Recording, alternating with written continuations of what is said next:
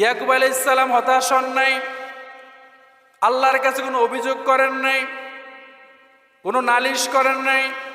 আল্লাহর উপরে যখন ভরসা করলেন, হযরতে ইয়াকুব আলাইহিস সালামকে শেষ বয়সে আল্লাহ রাব্বুল আলামিন হযরত ইউসুফ আলাইহিস সালামের কাছে ফিরিয়ে দিলেন। সুবহানাল্লাহ!